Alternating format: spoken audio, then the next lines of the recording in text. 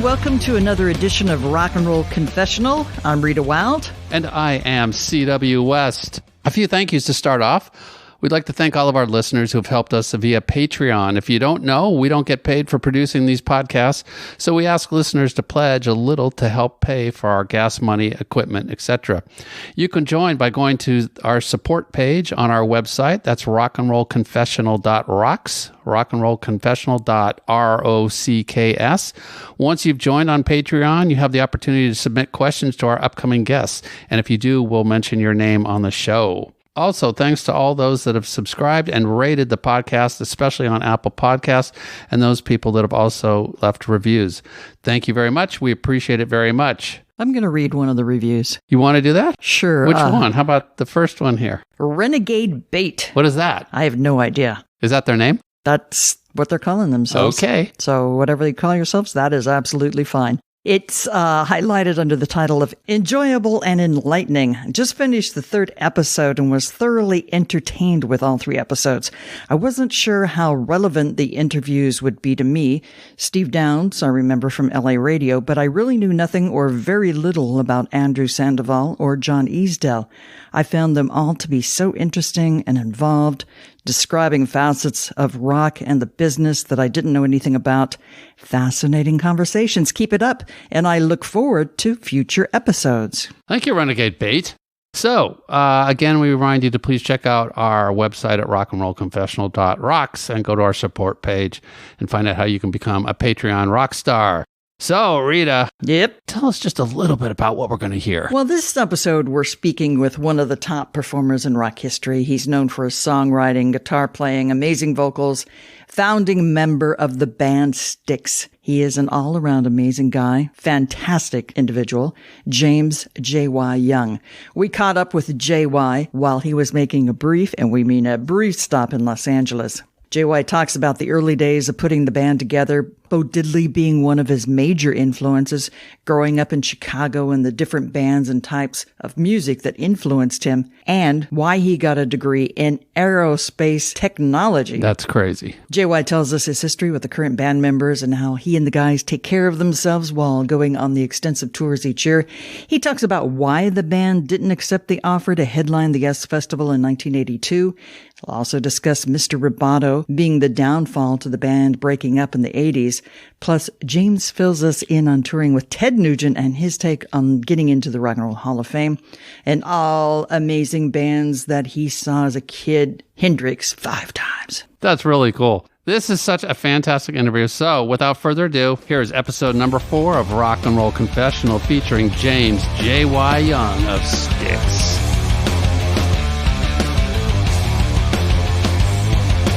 And we're good to go. Reeds, take it away. Welcome to Rock and Roll Confessional. I'm Rita Wild, along with C.W. West. Hello, everyone. And, our special guest today is somebody who I love and admire, J.Y. James Young, one of the founding members of Styx, guitarist, singer, and just one of those people that just you love automatically because he's just a great guy, but he loves what he does. And so it's just amazing. I just want to thank you so much for taking this time to talk with us. But we're going to ask some really bizarre questions. It's called Rock and Roll Confessional. So we usually start off with asking our guests, is there anything that you want to confess? Well, first of all, I have to say God bless Rita Wild for having me here and just for the fantastic friendship we've enjoyed over decades and all the wonderful things we've sort of been around each other for. And I mean, if I'm going to start confessing, we may never get off the tape here. I'll confess that for the longest time, I didn't credit the Beatles' appearance on Ed Sullivan as the reason for me picking up the guitar. But as I look back on it, everyone in my family was started out on piano, and they're Kurt will play a band instrument. So I had 2 older sisters who were 7 and 9 years older than me, and we all started on the piano. My dad was a great by-ear piano player, but put music in front of him. I have the same problem. You put music in front of me, and I'm done. But by ear, my dad really was great, and I inherited that from him. My brother played the trombone. My other sisters played oboe and clarinet, so I picked up the clarinet from my older sister, and kind of like Pete Fountain. But summer of 64, 14 years old, born in late 49, it was... You know, I look back on it, I said the Beatles had to play a role in my mind. Yeah. There was 2 sisters followed by, after 7 years, by by three brothers. I was the oldest of the three, and I conned the middle brother into, let's go in together and buy this guitar. Well, I played it 7 hours a day, and he maybe got an hour in. And finally, we bought a second guitter. And finally, I was so far ahead of him, he decided he was going to pick up bass so that we could, get into a band setting. But I didn't credit the Beatles for me picking up the guitar, but I'm crediting them now. Well, that's good. I mean, was that something that you absolutely remember that Sunday night? I think it was, February 9th, 64, the black and white TV. So do you remember them being on the Ed Sullivan show? Oh, absolutely. I mean, it was on in my household. Ed Sullivan was watched there on the south side of Chicago. And yeah, I mean, so we watched it regularly, and we watched all sorts of musical performances. Topo Gigio? I know that name, but with a gun to my head, I couldn't tell you what he did. I think it's a mouse or a rat. Mouse puppet. Yeah. Oh, my, yeah, so... Oh, well, Topo Gigio. What other moment in your life was the aha moment for you for like music? Yeah, this is what I want to do. I mean, obviously it was the Beatles, and then you'd been around music, but what was that lightning bolt for you that said, this is what I want to do. I'm going to dedicate my life to this? Well, even before I picked up the guitar, as I said, two older sisters, we had 45 RPM rock records around. There was Elvis, there was all kinds of, 50s stuff, and Chuck Berry and what have you that was allowed in the basement, Victrola, whatever you want to call it. And, my first LP I bought was Bo Diddley's A Gunslinger, and I recall riding my bicycle there, I believe it was at age 10. Bo Diddley, wow. That's pretty impressive. Oh, yeah. I finally met the man just before he passed. Oh, my God. Wow. And his daughter and his grandson and some of his other children become quite good friends with. But, I mean, to spend your money at 10, whatever years old to get Bo Diddley, that's impressive.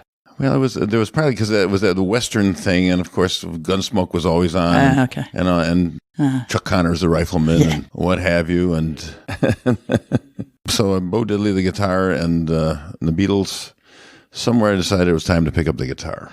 Looking back, almost 50 years in the career now with the Styx, you probably, when you got into it, maybe thought, well, maybe 4 or 5 years, we can do this and then, do something else. No. My story was as soon as we got going, my brother and I had a band, and we got hired to play our first paying gig when I was 16 and he was 15. My mother said, you got to start taking some lessons on the guitar so you really learn it better. So there was a local music store, and there was the British invasion had sort of gotten to the south side of Chicago, and there was a long-haired, mop-haired British guy, but he was really a jazz player. Huh. And so we started, I learned music theory from him and structure of music, which, the others was just, the Beatles, I could play by ear, and there's these chords, they're shown on the bar chart there. But I learned, but this guy made the mistake. Bill Davis was his name, a great jazz player. And we started talking about The Who. He said, there's these crazy bastards, they turn their amps up to 10 and he gets feedback across the room and all this crazy stuff. You don't want to do that. Yes, I do. So anytime that I could, the Shindig every now and then would show The Who, because I would want, that's the one program to watch. Shindig was one show, and that showed more popular stuff. And so my brother and I were in the front row for The Who when they first came to Chicago on July 4th, 1967. Wow. And Townsend broke that Stratocaster, but those guitars do not break easily. And Moon didn't really break his drums. He knocked them all around, but... and Daltrey was swinging that mic, and Entwistle was standing there. The Rock of Gibraltar doing what he did. I mean, I saw a lot of great things. Being in Chicago and having the freedom to go to places.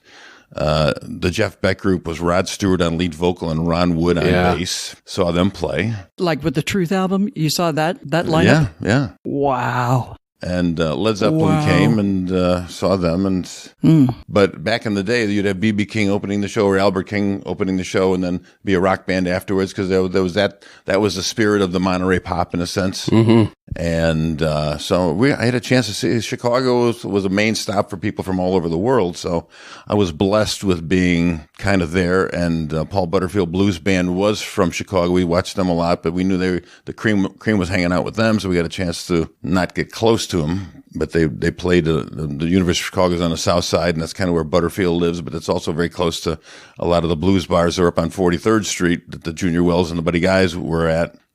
Which I didn't have the gumption to go, even though I went to a mixed race high school that was Chicago Public School, and there was African American and white kids, and it was shifting as I was there, but I could play basketball and I could play guitar, and we got along famously. And to this day, I try and be a bridge between the races, because I see my best friend in the world is half African American, really half Jamaican, I guess you'd say, and half white. So I don't know. I'm just kind of a product of the South Side, of the blendings of South Side of Chicago. Interesting. Oh. And that was all your early years when you knew you wanted rock and roll. But how is it that you then decided to get a degree in aerospace? Yeah, what's that about? Because that kind of seems a little off the music grid. Grandfather came from Europe, came from Sweden in early 1900s and started a carpenter contracting business. And my dad, they had one girl who was a great musician, the oldest female, she was the oldest. And then my dad was really... She could read music and sight read, and she was church organist and what have you, and would play in concert settings.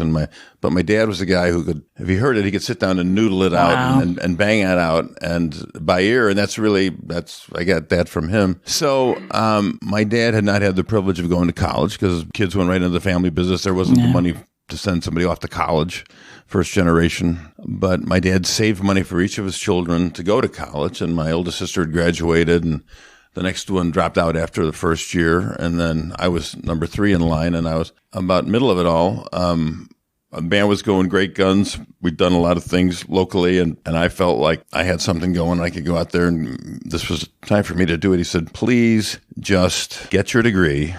And the reason I went into that, the aerospace engineering, which I guess was the question, because it was the closest thing. There's no college degree for construction business. But this mechanical engineering seemed to relate to the constructing of things of all sorts, and it would certainly have, relationships to things that went on, strength of materials and all that kind of stuff. And the aerospace side was just because I was a science geek and co-founded the astronomy club with a friend in the sixth grade. Oh, sixth grade, elementary school. And wow. I read a lot of Greek mythology as in the grade school library. So anyway, the engineering school was simply a backup, and initially it did not serve me well because most people in the music have been involved in liberal arts and have studied architecture and art history and so many other things that relate to the arts and fine literature and what have you. And I had virtually none of that, and so I was a little behind the curve as really a writer, I would say. But when the digital age came in, like Pro Tools and things like that, I had an early education in what digital technology was going to do, for the world. So was it easy to adapt then in the digital, like editing and all that kind of stuff? Well, it was easy for me to. The great thing was having colleagues that were smarter than I was and went on to work as engineers. Hey, what does this mean? And what does that mean? And I had someone I had a friend I could call as opposed to having to try to dig it out of the library. Yeah. So was like math like an easy subject for you in school? Math came very easy to me. Yeah. Did you ever think, okay, well, if this rock and roll thing doesn't work out, at least I can fall back on something else, or were you just gung ho, man? No, to me, the family construction business was my fallback position. But it's crazy because Chicago is really a music, it had the jazz era of the 20s. And then the blues guys all came up for the Mississippi Delta because they could, take the boat up or whatever. And Coco Taylor, when I met her, she and her husband came up with, $2 in their pocket. Just come up and hoping that, the kindness of strangers and whatever. And they'd go to the first church they could find and just get people to take them in, and they'd find a job doing something. And then they'd sing at night and whatever. And, but it came from that crossroads mentality that there wasn't enough work there, and there was work up in the big city, and that's what happened on the south side of Chicago, and I was kind of in the midst of it. I didn't realize it at the time, but that was kind of influential. Yeah, and then to see B.B. King play and Albert King play, and what a treat. Buddy Guy, Buddy Guy. Some of the greats. Some of the greats. And it's, like you said, like the music from the Mississippi Delta coming up that way. So it kind of like sprouted its own kind of, tributary, I guess, up the river, in Chicago. That's great stuff. Now, you, in high school, you used to play oboe? No. Clarinet. Clarinet. Well, close.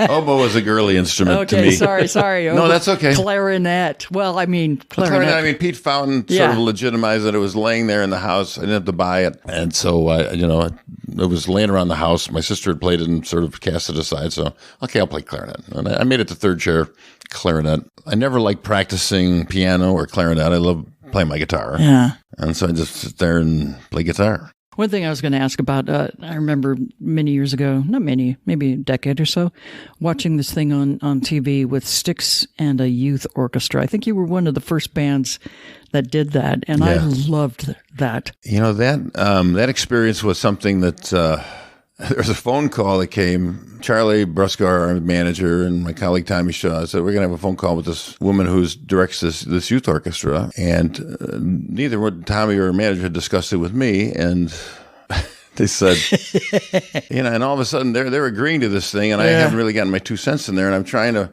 throw something out there. And I managed to offend Tommy in the process. He goes, you get mad at me on the phone, no warning. And so what I decided was, okay, we're going to do this thing. I'm not unhappy, but realizing Tommy lived in LA and this is in Cleveland. And I played in, orchestras playing the clarinet. So I know what all that's about. And I said, well, what I'll do is then I'll go rehearse with them. So whoever is making our music into sheet music so they can play these parts, I'm just going to go over there and listen to everything they got to make sure that they're got the right notes and the right chords and this and that. So I took it upon myself. And there's a very skilled guy in Chicago, Terry Fryer, who was in the band Survivor for a minute in the very beginning.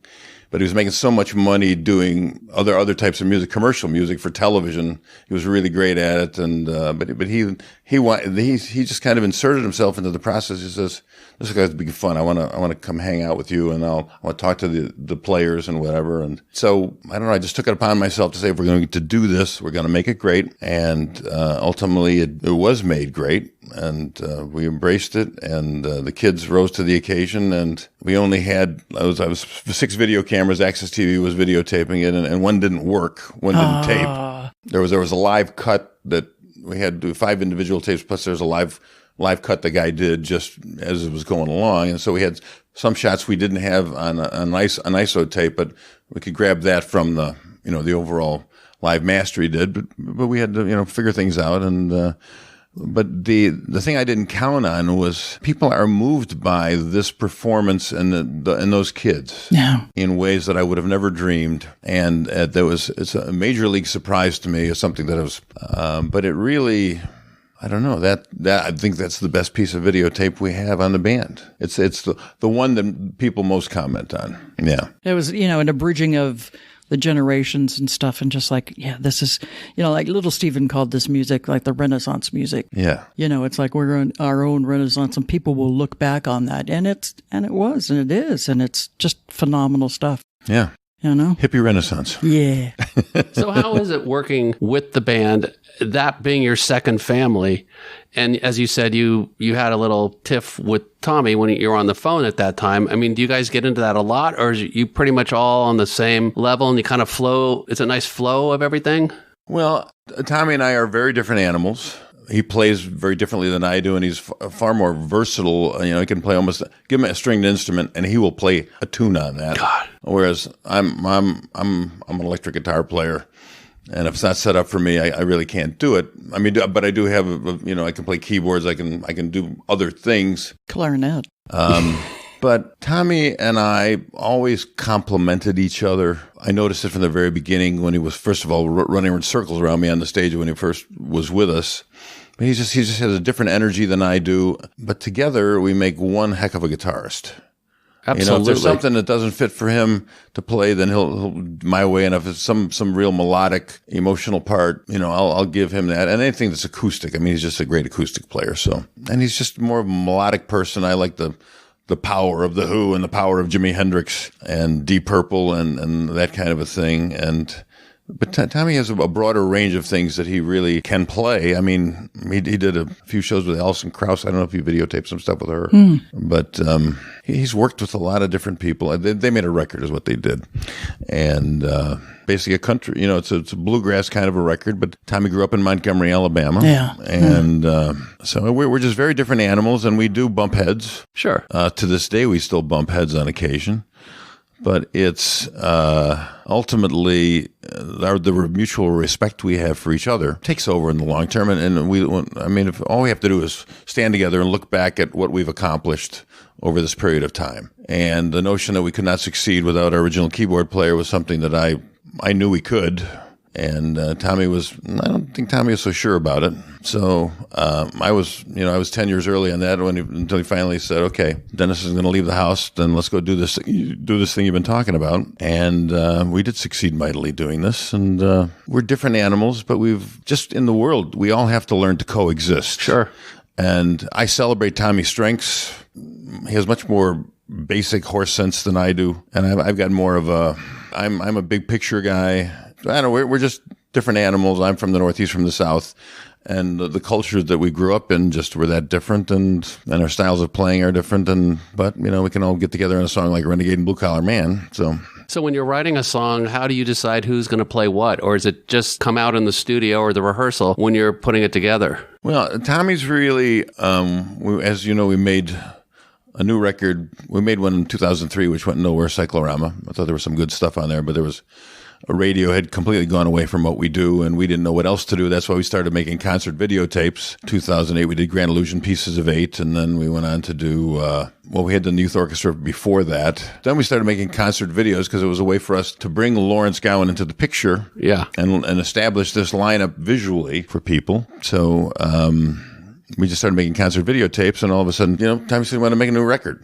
And I was skeptical about it, but ultimately he saw it through, and then ultimately there's a guitar riff that's the opening guitar riff on the record, which is to me like it's Jeff Beck. Who was that band, the white band that played covered Tobacco Road back in the old Nashville Teens. Yeah. It was common, just using that kind of a guitar sound, but with a Jeff Beck technique to the. Was that the Gone, Gone, Gone? Gone, Gone, Gone. Yeah, song. And so that's my guitar riff, and I tried writing a song to it, but Tommy and his collaborator Will Ivankovich, who is credited as producing our record, but Tommy really likes writing with Will. And he met him through Jack Blades when in the Damn Yankees era. He was sort of a Northern California guy. And now Will is in Nashville. And so those guys, they just started writing and dragged Lawrence Gowan into the writing process. And I was too busy with my responsibilities as a husband at that point in time. And we made a record, and it's the best reviewed record we've ever had. And Mission to Mars, right? Yeah. And The Mission? It's just called The Mission, basically. I'm thinking of Disney. And, Mission to Mars. if I had have come up with that title, I'm sure I would have said, okay, Mr. Aerospace Engineer, is that all you can bleep and come up with? Yeah. So I just said, well, Tommy has a way of finding the humanity and the emotion in a lyric and projecting that in his voice as he sings. And I think he did an amazing job with Lawrence Gowan at his side and Will at his side. I mean, I have some writing credit on there. The Trouble at the Big Show is basically a Hendrix thing where I wrote the lyrics with Tommy standing there saying, this and that and the other thing, but that was constructed for me to do a JY guitar solo in a sense, but also get a chance to sing in my low voice, which is my snowblind voice, let's call it. Okay. I can go an octave lower even than that these days, now that I'm a more mature individual. More practice. But so Tommy's really, Tommy's become the creative leader of the band. And I'm not unhappy about that. I mean, we got great reviews. We're in the process of starting to, create new music again. That's all right. That's great. It seems like every band has one, whether it's you look at the Beatles. It was like Paul McCartney was always the one that was like, the business guy, and the Stones, it was Mick. Motley Crue, definitely Nikki Sixx. Stuff like that. To me, a lot of that is you, a bit of the driving force, the one who kept the band together, the one who, said, this is our mission, this is who we are, rock band. And you still, I think, handle a lot of other responsibilities with the band. Keep it on track. I talked about my grandfather starting a business, which was my dad's generation, became a family business. And I was being groomed for that. And I worked in the office as a teenager. I worked on the job site as a teenager. I saw the things my dad had to deal with contracts and insurance and disgruntled employees and just managing all those different variables. And most musicians I know, their dad, Tommy's dad, worked at the gas company. Lawrence's dad was employed somewhere else. So I had the benefit of being part of a family business, not completely involved in it, but seeing it firsthand. And then all my buddies who went to engineering school, many of them became attorneys. So I had attorneys at my, that's so good. I have a legal question I just call my buddy. And so I became the business guy very early on. No regrets. I mean, you're still handling so much of the band inner workings and it's business stuff. There's so many musicians and actors and radio talents that have been screwed by management, by change of ownership, you name it. And if you don't have an overall strategy for these kinds of things, sometimes it can just leave you not knowing what to do. And I pride myself on thinking ahead about, well, what if this happens? What if that happens? What if this happens? If the truck breaks down, how are we going to get the gear there? If if we're driving around in a rental car, I'm consumed with the practicalities of being in a rock band. And that's good because most every situation I've thought myself through. So Chuck and John Panazzo, along with Dennis DeYoung, were all in a cover band when they met you. Can you tell us the story of how you all became Styx? Well, I would say, really the start of the band was, I had been in a competing band to Dennis and the Panazzo brothers. They basically were a cover band, not really playing much originals, but because my brother and I, we decided to play original music, and the year after Woodstock, there was the first rock festival in Illinois, a place called Kickapoo Creek, and we went on stage with the band we had at that point in time. We had a wonderful lead singer who could compete with Mick Jagger or Arthur Brown in the same breath. Wow. And great drummer, and my brother's great on the bass, and I was playing my Hendrix guitar thing, and ultimately we got a standing ovation playing original music in 1970. Wow. And amazing. Yeah. Yeah. And in front of 10,000 people on a Friday night. Jeez, yeah. In the farm country, Illinois. So I was, very interested in that. And the college that I went to, it's just where I met my best friend, Steve Jones, I would not hang out with the engineers, I'd hang out with the art school guys. And they were the ones that were very much ahead of me in terms of music. And they're the ones that introduced me to Hendrix and Cream and all these things early on.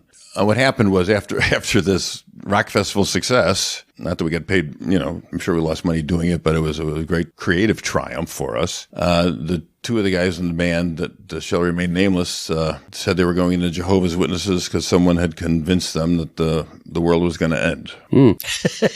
And so there went that band. Without the drummer and the lead singer, my brother and I tried putting the band back together with finding other people, but I was about to get out of college, and my brother was still early in his college days, and I realized I've got to make a career out of something here because I graduated in January of 71, and that rock festival was mid-year, so I only had a half year left in college. And so the fall of 1970, I'm looking around, and we tried getting people to come on, be part of this band, get JY and his brother Rick, we're the core here, so come on. Let's go. And couldn't really make it happen. And so I got a call from the guy that managed Dennis and Panazzo. And those guys, they were a great cover band. Dennis was always a great singer, and John Strelewski, who Tommy ultimately replaced, he could sing really high. And they did great Crosby, Stills, and Nash. They did a lot of great Beatles songs. So I just had to be able to fit in and sing. And I said, well, just give my trademark is Foxy Lady, because I had technology. That opening feedback note is almost impossible to get unless you have just the right technology. And I had an engineering buddy that Dave Yoshinari, God rest his soul, passed away, but he was extremely bright about things back then. He just kept changing around this little device he created for me until Foxy Lady was my trademark and nobody else in town could do it. So I said, whatever covers you guys want to do, I'm there for you. I want to get paid, because people come to me from kids just graduated from Berkeley. Now what does my kid do? They got to find a way to get paid. Every starving actor, you may have your degree from Northwestern or from wherever, you've got to find a way to get paid. Otherwise, you're not a working actor. You're not a working musician. Yeah. And so I said, I'll play that. And actually, Dennis came up with a song I would have never considered singing before that, but it was Aimless Lady by Grand Funk. That became one of my trademarks, which Okay. And then we started doing a whole lot of love, and that was heavying them up a little bit, and people started to take notice. And then there was a song that I had written. I hadn't quite finished it, but the song "Best Thing," which became the song that I think got us our recording contract. It was Dennis helped me finish it, but we traded the lead vocal on there, but it was definitely the genesis of the song was me, and that got us our recording contract. And so those guys came from being a cover band, so it was always. And Dennis and the Panazzo brothers, they grew up across the street from each other. They had been in a band together for years, and so there was always I was as the oddball in a way to them, but they recognized that the band was getting more and more noticed, and we got a recording contract. So it was, but Dennis all of a sudden decided, because he was teaching school, he was a music teacher at a junior high school, but we all decided it was I was driving a cab to make my money on the side. And we'd maybe $60-70 a week or something like that playing. And in the final analysis, Dennis quit his job, and we said, we're gonna go full bore here. And that's when we really started, make a dent. And Lady was really the first time they got some airplay around. It was a hit in 3 places: Rapid City, South Dakota; Provo, Utah. Oh, the Mormons love Styx. And ironically, Little Rock, Arkansas. And we went down there to play. And the first time we played there, I find out decades later, and I was probably 23 at the time, an 18-year-old Billy Bob Thornton was in the audience when Styx first played in Little Rock, Arkansas. Yeah. Oh, my God. And he appeared on your Cyclorama album, Yeah, correct? Billy is definitely... he and Tommy and Tommy's wife met at the Rock and Roll Hall of Fame, some kind of a side event that was going in the Cleveland Museum area, not in New York, but they had met there, and Billy was there, and Tommy Shaw is a very she's outgoing woman, and she started talking to Billy, and then Tommy kind of got in on it, and Tommy being from Alabama and Billy being from Arkansas, they had the southern the southern thing went together. So those guys were famous friends. And when Tommy did live out here in L.A., he would go to hang out in Billy's, and he and his wife go hang out with Billy Bob, and actually through that I actually talked Ladd into having Billy Bob on the show, and of course he wanted to have him on there. So then those guys, they're both freaking night owls. Ladd didn't get up until what time, and Billy Bob was up till 6 a.m. So those guys really bonded before things changed there. But we just caught on and moved along and kept making records, and ultimately Lady, which wasn't a national hit, the radio station in Chicago, WLS. When we brought our 4th record in to give it to them, this was 1974, they said, well, this is a nice record. The one you made here sounds pretty good, but that song of yours, Lady, we believe is a hit song that the record company didn't get behind. Which was a year and a half later after it was released, correct? Yes, sir. Yeah. Well, there was a DJ named Dex Card. I think his real name was Dexter Card. I'm not sure. Dexter. I'll have to go talk to my references here to my left, but he would start out every time we were going to play a local thing, and he had 2 or 3 places he promoted us at, maybe 3 or 4 or 5, and you'd hear Lady Styx, now appearing this week. So that Lady was that was at the start of every commercial for us, our local appearances, and it appeared on WLS, which is 50,000 watts clear channel all the way to Jacksonville, Florida. Yeah. And so I think WLS, they said, we never get top 40 station, pure top 40. And they said, we never get requests for songs that aren't on our playlists. So we were very curious as to why we're getting these requests for the song Lady to be played on our station. And we believe that's a hit that the record company missed, and we'll play it once a night, 50,000 watts clear channel. And then that caused finally RCA, which was distributed, and really was Wood Nickel was a custom label of, to get behind Lady. And it was number 1 in every market. Lady was number 1 in every market across the country, just didn't peak at the same time, so it never got to number 1 nationally, but it was number 1 individually in every place. That's amazing. That kind of pushed us forward, and we started to realize that our own manager that we had at the time had done very well up to that point, but he really didn't know he didn't know how to get us out of Chicago and get us to anything else going on. And there was a guy, John Ryan, who had been a radio personality who produced a few of our records, and he was kind of coming out to LA and hanging out. He wanted to be involved. He wanted to be a record producer. And there was an attorney out here, Mike Rosenfeld, that talked to us, and he said, you guys should be able to break this contract, and I'm sure I can get you signed with Warner Brothers or A&M or somebody like that. That's how we wound up finally with A&M Records. We chose them over everybody else. One thing about 74, when you're talking about Lady getting played once a night at WLS, I think a lot of people forget at 1974, KHJ was still like the top station out here. KHJ presented the Eagles, Jackson Browne, and Linda Ronstadt at the Big A Anaheim Stadium. And I saw my ticket, and it was like 10 or 15 bucks, something like that. But it wasn't KMET. It wasn't any of these other. It was KHJ. Yeah, well, and that's what WLS. I mean, I remember that's the power of top. Then that was the power of Top 40 radio. Yeah. But Aerosmith had a kind of the same sort of thing with Dream On. Okay. You know, it didn't really kick off until like about 2 years after that. Right. And it was like, this was a great song from back then, people. You didn't see.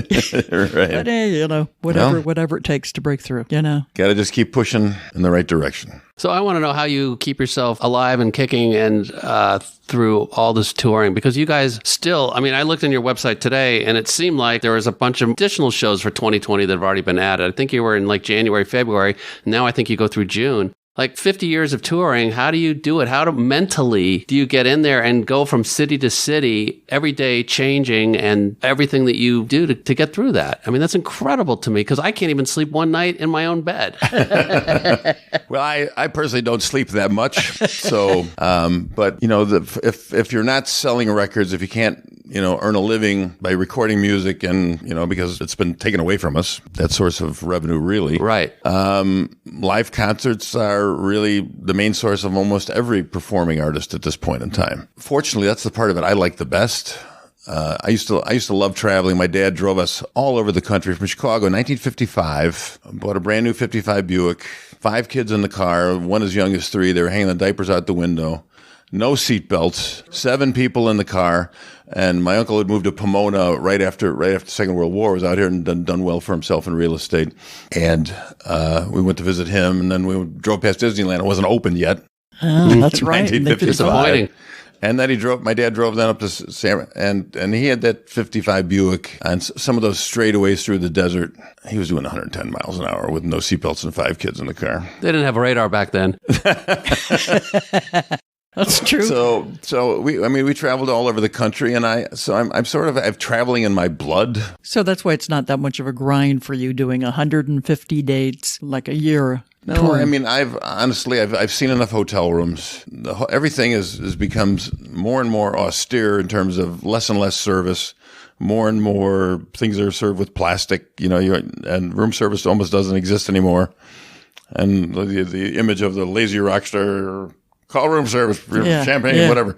That's hard to come by these days in most places. It's obviously where, you know, that's to be in front of an audience of 1,000 people or 10,000 people or 30,000 people, which depends on where and who we're packaged with or by ourselves or whatever. That's just a feeling that I cannot duplicate any other way. I'm addicted to it. I'm a showbiz junkie in that regard. And to have Tommy Shaw on my left and maybe the best rock drummer in the world on my right and Lawrence Gowan out there, the fantastic, and Ricky Phillips over there, where else would I want to be? Yeah. But the physical drain, that, you know, I think that people have this perception of being a rock star.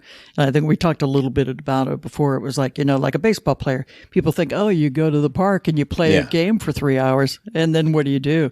Oh, you're making how much money? And people don't realize what it takes to get like a Mike Trout, what he works out. Yeah. Well, that's just Mike Trout. But there are so many people like him in the minor leagues and just always trying to do it, but they don't know what it's like to travel on bus town to town to town. Yeah. And you guys have been doing that for 50 years. And the fact that you still do it now and enjoy doing it, I find that not hard to understand because I love driving too. I love getting lost on the roads, but it wears you down. Well, there's no doubt that I don't love being on the bus. I'm just a little too big to be on the bus, whereas Tommy Shaw is maybe, you know, 5 inches shorter than me. Lawrence Gowan is maybe 5 or 4, you know, everybody is shorter than me on the bus, and it's, you know, I get it. Yeah, you get it. And so you know, and sometimes I wake up and my back is killing me, but part of it is you learn how to adapt and you learn how to move forward, and it's just, I mean, the great thing is that nobody else seems to squawk about it, and I mean. Lawrence does yoga every day. Tommy was doing yoga every day. Ricky Phillips was doing yoga every day, and I probably should be doing it. But it's I'm a rock star. I don't need to do yoga. He's a rock star. Let's go over some of these conceptions of rock stars. Now, when you're traveling town to town, say you've got like coming up here in January, you've got like the show at the Saban, and then in Anaheim, you've got at the Grove. Yeah. What do you do Los Angeles is different because I think you have a lot of friends that you hang out with. But if you're in Omaha, Nebraska, and you've got like spare afternoon, what do you do? Well, I may try and catch up on the sleep that I didn't get the night before. Lots of things can be done on the internet. I'm a voracious medical reader because I want to make sure that I keep myself healthy to keep doing this. We've made friends all over the world. Yeah. And some of them I allow in, and so you communicate with them, and you're going to be at the show this night, who's coming with you. And so you build up a legion of people, a support system of human beings around the country, in a sense. And then I've always got our amazing radio promotion guy, Terry Gibson, that I can call up, and he'll line up a few interviews for me if I'm really bored. Right. If you have an extra hour as your half day in LA. Yeah. Thank you, Terry. Thank you. Yes. Yeah. But see, that's where, I think that a lot of people forget that there's so much downtime in rock and roll. It's like you got to go to the venue, you got to do sound check. And then you've got a couple hours before you go on. So maybe you do like a little meet and greet, but you can understand how certain people would go off on their, probably the negative aspect of the lifestyle of drinking or doing too many drugs, back in the 70s. And I'm sure it still happens a lot today. You got to keep yourself balanced. And it's got to be hard if you see somebody in your band really taxing it to the limit. And do you have to be that person that kind of says, hey, take a look around? No, I mean, honestly, Tommy was Mr. Excess back in the heyday, and some of that was out of frustration with the direction the band was going with Dennis's Mr. Roboto project. I understood that because I was supportive of Dennis because I felt like he'd earned the right to take us in a different direction. I didn't know how far different it was going to be. It was different. Yeah, and but we all have at this point, almost everyone in the band is wiser than me about how to survive. Ricky Phillips has been on more tour buses than I ever have. I mean, in our heyday, we flew on a private plane. Right. And so, 79, 81, 83, we had this private turboprop that parked at Midway Airport. We'd go there on Thursday afternoon at noon. They'd be lunch ready for us. They'd fly to the first show, sleep overnight there, 1 o'clock the next day, get on that same private plane, fly to the next gig, and do the show. And Sunday night, for the most part, unless we were west of, let's say, Denver, fly back to Chicago and be in our own beds by 2, 3 in the morning. Oh, wow. That's so, nice, with that then was not a problem. But now it's I don't know. Tommy's on his third wife, and his second divorce was very difficult on him.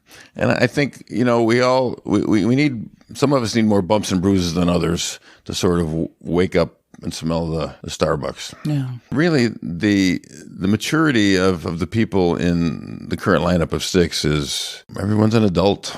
You've been on record as saying that this is your favorite incarnation of the band, of playing, and that just, it just fits. Well, it's I've been all about musical excellence, and in the beginning the band was more about, we're a team, but the Panazzos weren't quite as dedicated. I mean, John was a great drummer. I mean, he didn't really have to practice, but, I was really dedicated to musical excellence going back to when, and those guys thought I was the best guitar player they ever seen. And Dennis was quite a skilled guy, but I just felt like the whole level that we needed to, come on guys, let's, we're competing with the top level here. We just opened for Aerosmith. Now let's go out there and see if we can't beat them. But at this stage, I feel like I'm pulling up the rear, because Todd is out giving clinics all over the world. He's voted #1 rock drummer in Modern Drummer magazine, and Lawrence is virtuoso. He's on tour right now, keyboards. I think, isn't he, in Canada somewhere doing his own they're bits. out doing shows. Yeah. With Lawrence has got his own solo career. He was #1 in Canada with his Criminal Mind album back in '84, and Springsteen got bumped out of #1 by Lawrence Gowan. Oh, wow. In 1984 in Canada. Wow. And so he had a nice run about 6-7 years up there, but then, that kind of taste changed in the 90s everywhere. And so he tried different things, but ultimately someone had told him, there's going to be a band come along that you'll fit into that'll need somebody like you. And they heard that from some wise record company executive, female, I believe, in England. Lawrence was actually born in Scotland, and so he felt comfortable, and he still has a bunch of relatives back in England, Ireland, Scotland. So he's such a devoted guy, and he has a musical. I don't have a musical degree. Lawrence went to conservatory, the Royal Conservatory of Canada, not of England or whatever. But still, nonetheless, yeah. No, it's still. And Lawrence's brother is both his brothers are quite skilled musicians. His one brother accompanies Martin Short, like a backup piano player. When Marty gets up and sings, and Lawrence has sat in for his brother, open with being Martin Short's pianist. And Lawrence's son is a great drummer. His band won some worldwide heavy metal kind of amateur contest. Won the North American one, then they went over and won. And then I can't remember what the thing's called. But talent is overflowing in this band, so we don't have to work quite as hard at it. And for me to stand there and look around and say, I'm the one that better keep up here. Do you have any pre-show rituals that you do? Like, how do you keep your voice? Well, I never used to get away with it. It just came naturally to me. But I definitely need. I've changed the way I've been eating lately. Changed a lot of things about my lifestyle in order to, and I've tried to get more rest. That's another thing that would really help. And learn to shut up and not talk so much. But I love talking so much.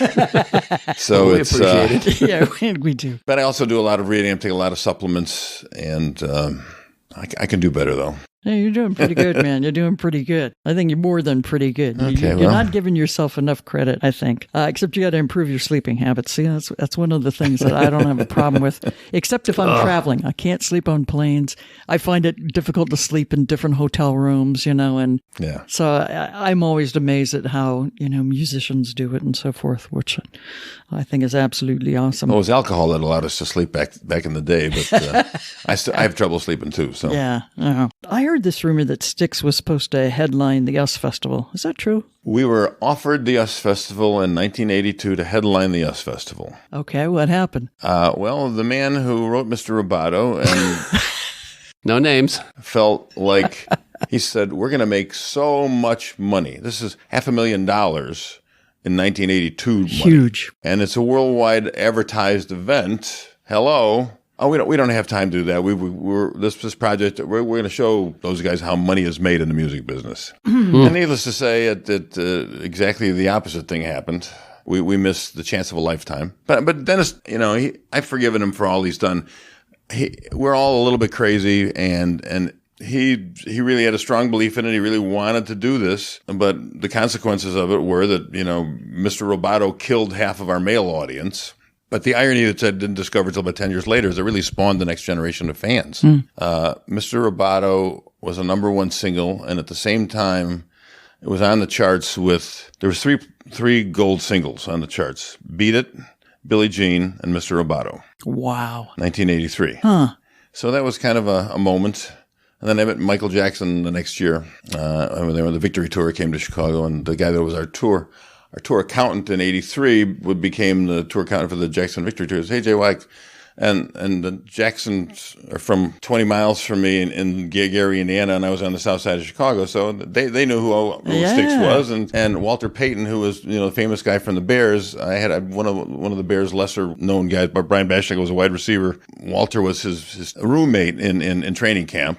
And so Walter there, and he saw us walking around. He saw the guy dragging us towards the backstage, and hey, Walter, tag along. So I put Walter Payton and Michael Jackson. They had never met before, so I was, unknowingly facilitated that. So I have two questions here. One is, you're still a football fan, and obviously, I think, and the other one was before. I think we had gone out to lunch somewhere in Culver City, and I was a Steelers fan, still a Steelers fan. You said, have you ever seen them play, in Pittsburgh? And I go, no. He goes, oh, Renegade is just like, it's crazy. And so I was so excited the first time I ever went to Heinz Field and saw them play. And that's what he's talking about. Oh, yeah. I mean, it is phenomenal the way that song picks up that crowd and that team. Woo. Well, the program director of the rock station DVE? Back at the time was a dear friend of mine, a guy named John McGann, who ultimately became the first man to die of AIDS that I knew years later. But 78, I'd met him during Grand Illusion. He was in Buffalo, and then got moved up the chain in the whoever owned the stations to WDBE in Pittsburgh.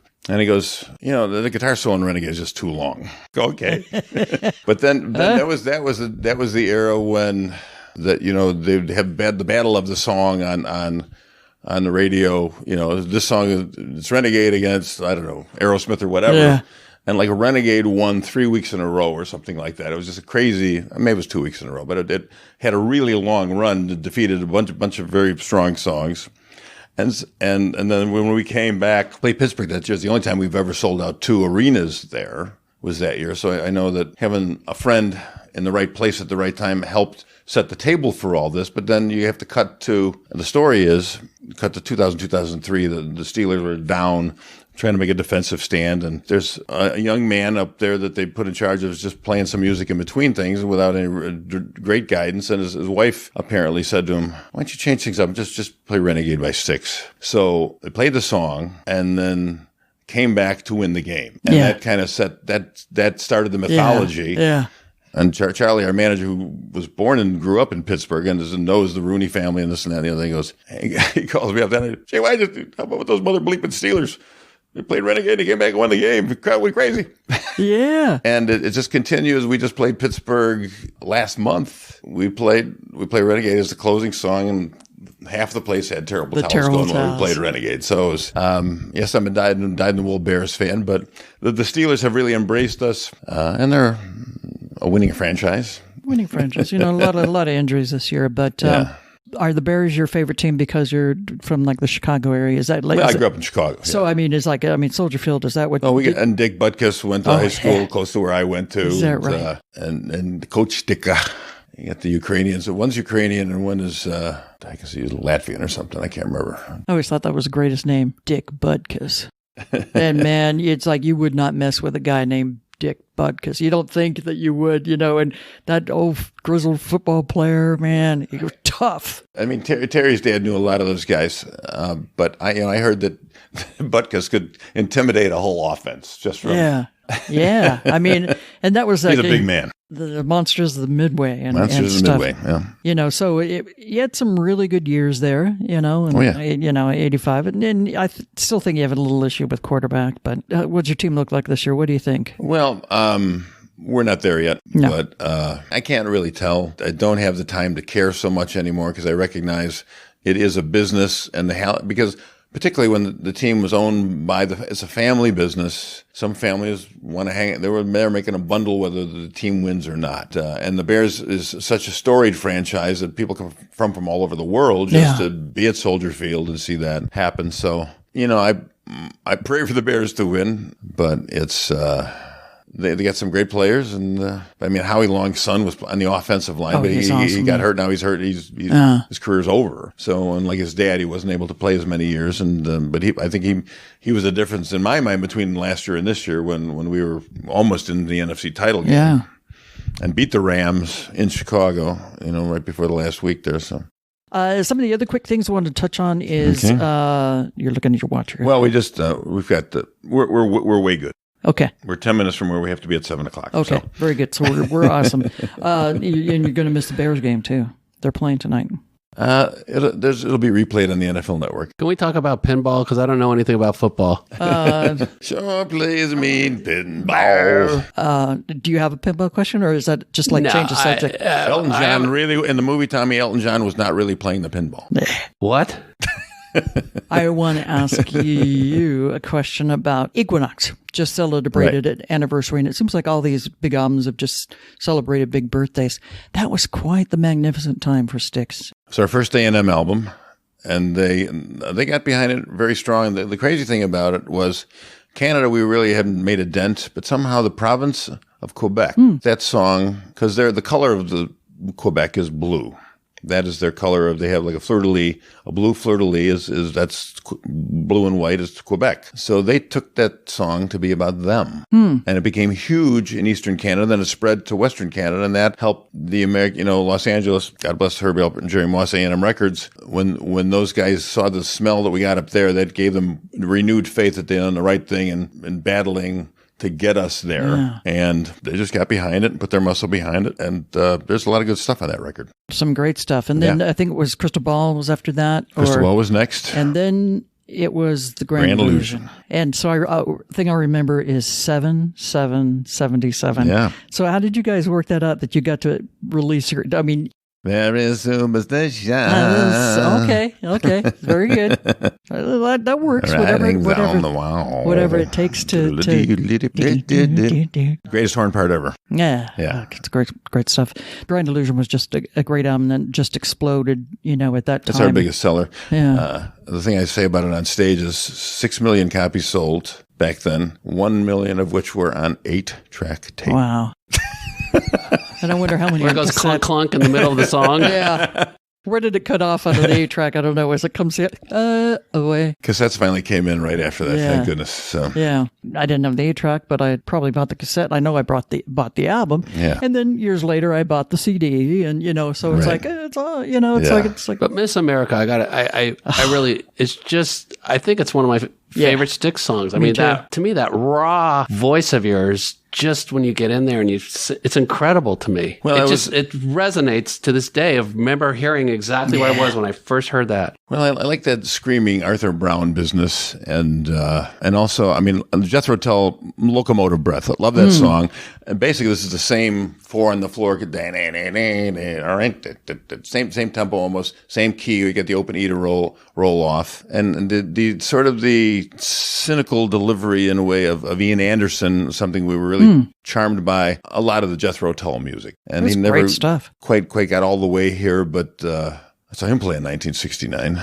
You saw a lot of California. Great people. You saw Jimi Hendrix. What was that like? 5 times I saw Hendrix play. Wow. And now, what was that like? I mean, how did you know that was the thing to go see? And probably when you saw it, it was like, I got to go back. But well, it was the guys in art school. I'd say the design side of Illinois Institute of Technology. I was hanging out with those guys, and they were the one that turned me on to them. Yeah. And I said, "Oh man, this is it." Purple Haze and Foxy Lady, which became my trademark early on, thanks to my technology buddy Dave Yoshinari, God rest his soul. But it just, I mean, Hendrix. It was 17 years old. I mean, it was like this guy is down from the second moon of Mars. Yeah, I don't know. Yeah. Exactly. How did he create that? And because you had to have like a special thing for your guitar. It's like, and back then, you're working with 2 tracks, maybe 4 tracks if you're lucky on, recording a record. Well, I'm going to correct you a little bit because Eddie Kramer now, who recorded that record, now Lawrence Gowan's favorite studio in Toronto, Eddie Kramer has the upstairs room. And they did track after track after track, and Eddie Kramer found a way to combine things. It was not as elegant as Pro Tools, but there's a lot of those things where Hendrix would just play and play and play, and then they'd paste it together. They looped it. Probably, yeah. But I mean, Hendrix had to play all that stuff, and it was phenomenal. And so, like a concert of his, what did he play like when you saw him? Did he play like the whole album? Like I remember when U2 played here, their first album, they played I Will Follow twice, at the beginning, at the end. So did Hendrix play? Well, he never did like an album in its entirety, but, I saw him after the first album, but there'd been like, before that, there was something, Red House is not on the first record. I don't know where that came from. That was from maybe from a British release. Yeah. But he played Red House, definitely, and he didn't play Are You Experienced, I don't think, the first time I saw him.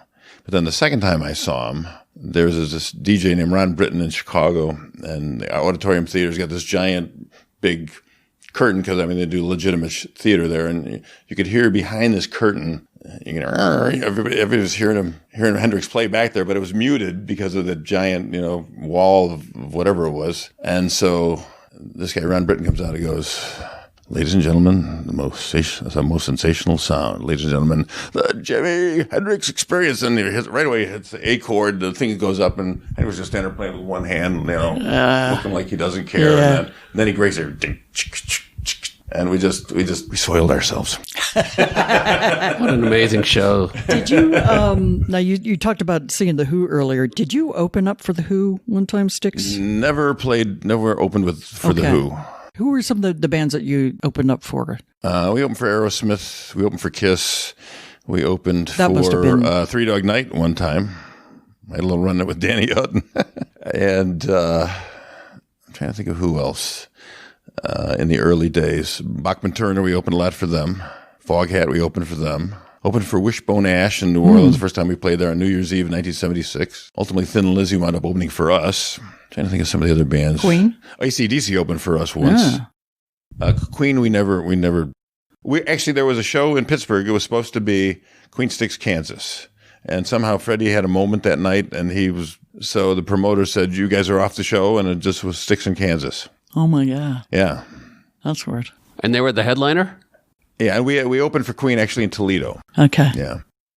Queen was the headliner, yeah. Is there any band you'd still like to go on the road with? Like, this would be great to see I love and work touring with. with Def Leppard. Grand Illusion, we first went to Europe in 1977, and those guys were just kind of getting going with their band, and they were from Sheffield, which is, kind of a working class town. So when we finally become like friends with Joe Elliott, a couple of years into working with him, he said, we were in the audience when you guys first played Sheffield, when we were 17 years old. Oh, my God. That's so cool. Love those guys, and they're they're in it for the long haul. They're kind of like Styx, they've been around since you've been around a little bit longer, but they kind of like mirrored, their kind of career, their touring. They're going to be around for a long time. I mean, they just got this tour with Motley Crue, yeah, and Poison and Joan Jett. You should be on there instead of Poison. Well, but they're doing stadiums, and they're not doing that many shows. Yeah, and the residency in Vegas, they did that. So they're sort of because them and Journey were kind of doing stuff together, right. And that turned into. We did very well when we were an opening act for them, and they would always have 3 acts. So Tesla a lot of times was the opening act there, and we'd go out and be in the middle. I love those guys. They're just the greatest guys. Yeah, yeah. Working class. I'm Styx from the south side of Chicago, which is the working class side of town. Yeah. Not that there's not a working class people on the north side of town, but we opened for Scorpions. Well, who opened for Styx? UFO we opened for. Oh, wow. That's awesome. Our first headline tour, Kansas opened for us quite a bit back in the day. Yeah. And then we actually opened for them twice, which was right before the Grand Illusion came out. And the guys in the band forgot it. But I remembered because Tommy talks about Man in the Wilderness, standing backstage listening to Kansas play. And that's because they were on after we played. And it was some of their songs that inspired him to write Man in the Wilderness. But those guys we consider to be dear friends. And they've always are complimentary to us. And Thin Lizzy, then we became a headline act ourselves in arenas. Thin Lizzy, the Cars, Ambrosia, the Babies with Ricky Phillips. We opened for Jay Giles way back when, and that was when John Serluski was still in the band, and I think Peter Wolf was still married to Faye Dunaway. So Serluski managed to talk to Faye Dunaway when we were there. Wow, who was the worst diva? The worst diva in the business in terms of the band? Yeah. Oh, I don't know. There's so many of them. No, I honestly, I never really sensed that. I never really got that. I mean, Steven Tyler was friendly enough. We opened for them a bit, but Tommy knows those guys. Tommy and Jack Blades, when Tommy was in Damn Yankees, would co-write with Joe Perry and Steven Tyler. So, I mean, Tommy's made a lot of friends out there, and Nugent is a diva in his own way. Good God. But the crazy thing is Dave Amato was from Mario Speedwagon and other incarnations before that was in Nugent's band for a while when Derek St. Holmes had gone away for whatever reason. I can't remember what it was. I think he was starting a different band. And so Dave Amato says, Nugent, you get him in a group of people and he is going to be the loudest one in the room. Yeah. You get him one-on-one. And so there was a time when Ted was opening for us at this point in time. And he was noodling in a room on his guitar. And I just sat down and said, I told him I saw him play way back when. And he's a big fan of Mitch Ryder, and Mitch Ryder was actually the second live band I ever saw of a big name variety anyway. And but Ted he's a year older than me. We're both born in November, and he was talking about he had jammed with Hendrix, and I was very jealous of that. I love some of his stuff. I mean, like Dog Eat Dog, Kamikaze from the 100th Floor. That's Ted Nugent right there. And but some of the things has been saying from our stage in. When he opened for us in Chicago, he goes, Mayor Daley, bleep my bleep. Barack Obama, bleep you. And this is in downtown Chicago. Yeah. So Ted is fearless in that regard, but ultimately, I think he wound up offending just about everybody. Well, many casinos are owned by Native Americans at this point, right. And he came out with he had this giant tour of casinos booked, and then he came out with something on stage about putting down Native Americans, and they pulled all the shows. No. So that may have calmed him down a little bit. I was going to say, I remember going to my first in-store, and it was with Ted Nugent, and I waited like an hour in line to get my album signed, and the two ladies right in front of me, just as soon as they got up to him, just ripped open their top, and I'm like, well, this is my first sign of breasts. As a young boy, I'm in heaven. I didn't care if my album got signed. It got signed, but... Mama. Good stuff. Rock and Roll Hall of Fame. It's very political. I know more enough than I should maybe about the whole process, and I think I've managed to alienate and irritate the two most significant people that are involved and that have influence there from my behind the scenes. So, but to me, Rita, you're a football fan. How many NFL players deserve to be in the Hall of Fame and they're not? It's true. I look back at some of the greatest players are not there, and they're not going to get there. Maybe just because they don't have a champion or whatever. So it's really a nice honor to have. But what's far more important, and this is a group of 50 people that are making decisions, and they all have a vote, and they all have a bias. They have a bias towards African-American groups from Chicago, which is great. I'm happy to see. I'm delighted that they started it for that reason, that Bo Diddley gets in there, and Muddy Waters gets in there, and Buddy Guy gets in there. Happy to see that. And they got a bit of a British bias. I'm not unhappy to see that. Judas Priest, I like Judas Priest. I don't know if they're more significant than we are. Def Leppard, much younger than us, but they're in there. God bless those guys. I talked to Joe Elliott about it, and he had fun there, And but it's I think the most important thing to me is that fans are still coming out to see us play. You have such an incredible fan base. I was over at our accounting office earlier today. I shouldn't even talk about that on the air, but there is the business. We have to every now and then talk to the accountants about it. Do we have any money? And but Rod Stewart is one of their clients, and Rod is at a point, he's been around a long time. I saw him in the Faces, when Ron Wood then had gone from Jeff Beck. Then I saw Ron Wood with Rod Stewart right away after that. I said, Rod says, as long as people are coming to hear us sing and play and enjoying themselves and enjoying it, and this is as long as they show up, I'm going to keep doing this. Yeah, and you love what you do. I do. You love being on the stage. Yeah. You good? I'm good. At the end, we do a bonus round. Okay. Kind of like the old game shows. It's Fast and Furious. Okay. I'm just going to throw questions out. Now, I'm scared. But there's a prize. And there's really no judgment, which is the good part, because we don't know the truth. So even if you lie, you still get the prize. What was the first concert you went to? Of a nationally owned band was the Hollies. Ooh. Wow. Nice. Yep, Graham Nash. Yeah. I tried and I can't say goodbye. They have some great songs. What does being a celebrity keep you from doing? Leaving my house. Okay. If you were making a rock and roll documentary film, what subject would it be on? Bo Diddley. Oh, wow. That would be nice. I love that. I don't think one's ever been done. I don't either. Well deserved. Craziest thing that's ever happened on tour? All right. Well, someone brought this up, and this is maybe not the craziest, but it's a notable moment, the most memorable moment. 1991. We were playing. There was a celebration of the 4th of July. We were in the Cotton Bowl in Texas, and they were flying Joe Walsh in there for one day, and then we get flown over to Houston, and then we got back to Dallas or whatever, and it was really hot, and they had these hoses out because hosing down everybody, and just to keep them cool because he really needed it. Rick Nielsen, the Cheap Trick, opened for us, and he looked like he was going to die after he got off stage because he's still wearing his black getup in that heat. But anyway, come sail away, headed for the skies. 100 women simultaneously out their tops. Was Ted Nugent there? No, they didn't need any more encouragement, I guess. Headed for the skies, okay. In sync. They all did it at the same time? There you go. Wow. I don't know how it got. I don't know who orchestrated it. Who cares? My sentiment exactly. Yeah. Mama. Is that from Planet of the Apes? Remember at the end, the little baby and it goes, "Mama, mama." What was your biggest Spinal Tap moment? Oh dear. Let me think about that one.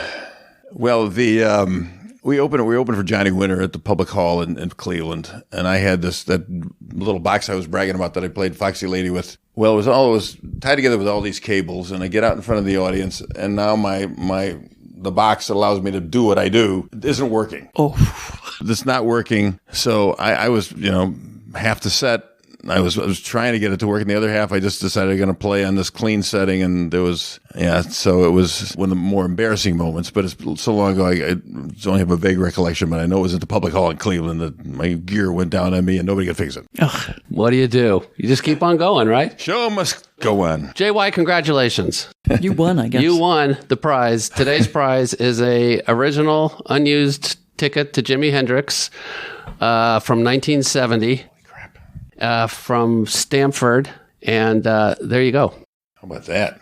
So congratulations. Goodness gracious. See, we told you couldn't lose. Couldn't lose. The perfect contest. Yeah.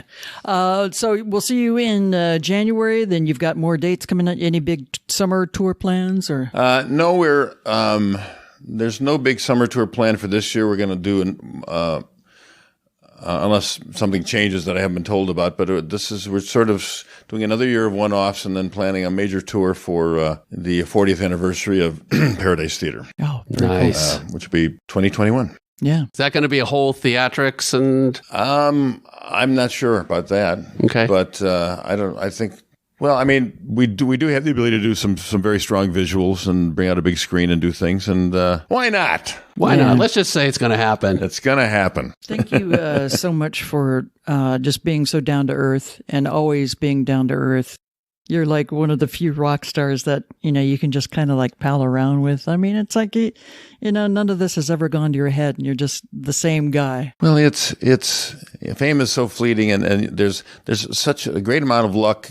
I feel like I was born in the right place at the right time with the right thing, and just the right pieces of the puzzle fell into place, and so many bands have to go to the big city from far off in Nowheresville to try and make it there and struggle. And all these kids are getting out of Berkeley College. What are my kids supposed to do now? Yeah. Go out and get paid. If you're not a professional anything, unless you get paid to do it. So go out there and start working, even if it's something you don't really care to do. Right. Yeah. Yeah. I mean, I was not in love with the idea of going with the Panazzos. And Dennis, I didn't think it was going to lead to anything. But Wow. sometimes you don't. If it's working, Go with it it. worked. Yeah. So something I thought was going to fail has been profoundly successful. I was wrong. That's difficult for me to say, yeah. but I was wrong. What would you say to your 17-year-old self, looking back now, or your 14-year-old self? Young man, have fun. There you go. And you did. Do something that you love, Yeah. and you'll love what you do. Yeah. Beautiful. Thank you, JY, very much. My pleasure. Thank you, Joey. Thank you, Terry Gibson. Derek, thank you. Thank you so much, and for being who you are and doing what you do and just being so awesome about it. All right. So, Reet, how amazing is that? He's just such an awesome guy. I mean, there's something about Midwest, people from the Midwest, and he definitely embraces that. He was such a kind guy and really gave us a lot of his time. And it was, again, we kind of emphasized the brief amount of time that he was here and how much he gave to us was really incredible. So, And he literally was here for one day, flew out and flew out again. yeah, flew in, flew out. Yeah. Yeah. So very much thanks to JY, James Young, who squeezed us in for this.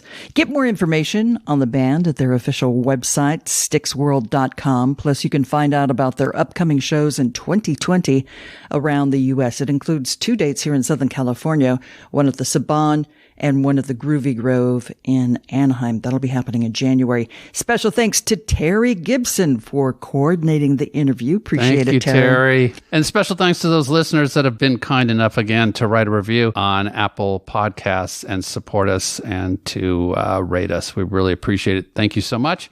And of course, to the Patreon groupies, the roadies, and the rock stars that have helped by making a pledge. This episode, we thank one of our newest roadies, Jana McDowell. Jana was kind enough to support us with a pledge, which helps keep the show going. You can go to our website at rockandrollconfessional.rocks and click the support page to find out how you can connect with us through Patreon. Plus, you have the opportunity to submit a question for upcoming guests. So, check out the show notes under each episode on our website. These notes will give you more information and links to what was talked about in the show. And you can find out more information again at rockandrollconfessional.rocks, and follow us and like us and heck, even share us at Rock and Roll Confessional on Facebook and Instagram. That's it for this show. Keep rocking. Thanks, everybody. Bye. See you next time.